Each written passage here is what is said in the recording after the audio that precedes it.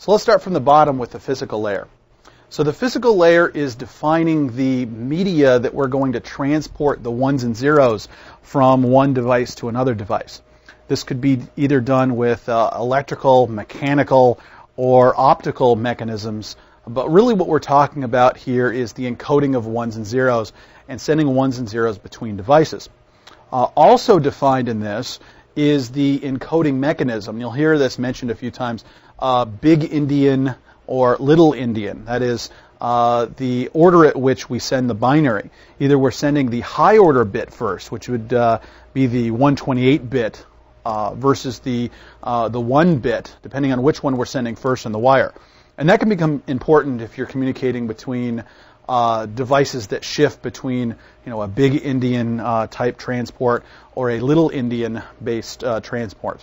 So you can certainly look that up, check that out in Wikipedia, and you'll find more information on how big Indian and little Indian work. It's a little bit above and beyond this course, but suffice it to say the physical layer, again, is transport of binary back and forth between devices. So as we move up the stack here, what we're going to do is we're going to take all the ones and zeros from the physical layer and we're going to encode them in such a way that we can understand where it's going. So at the data link layer, we're going to provide procedural means to connect network entities and provide functional access control. There's also a position here where we might do error control. Now what I mean by error control is if there is an error in the transmission of the ones and zeros, we're going to throw out the information we receive. What we're not going to do here is we're not going to request a retransmission at layer 2. We actually learned our lesson here. And the lesson we've learned through the history of networking is you have to trust your network.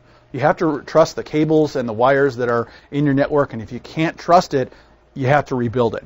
And the data link layer really doesn't have to, or shouldn't really, be responsible for retransmission of data if there's a fault.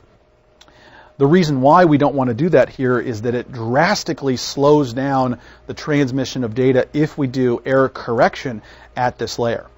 So we'll talk more about layer 2. I do want to throw some interesting tidbits here as well at layer 2. We start talking about devices that are working at layer 2, specifically Ethernet switches. Those are layer 2 devices. So I talk about Ethernet switching or bridging. Those would be a layer 2 device. And we just got done talking about the physical layer.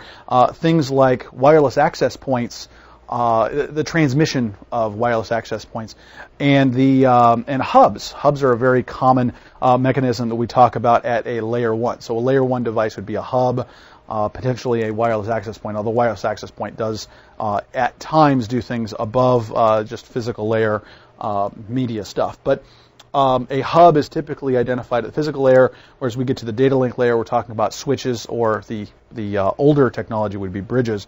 We'll talk about the difference between switches and bridges later. All right, so from here we're going to move up the stack to the network layer. Now the network layer is a very, very important layer, and we're going to spend a lot of time with respect to your Cisco education talking about layer 3. So the network layer is responsible for the hierarchy of the network. It builds path intelligence for determining the best path through a data network.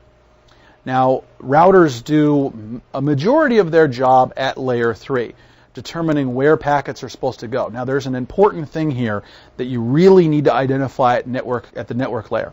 Again, routers are the piece of equipment here at the network layer, but then from a standpoint of addressing, we start getting into different addressing mechanisms, and we'll, for the most part, spend all of our time talking about IP addressing, which is a layer 3 address.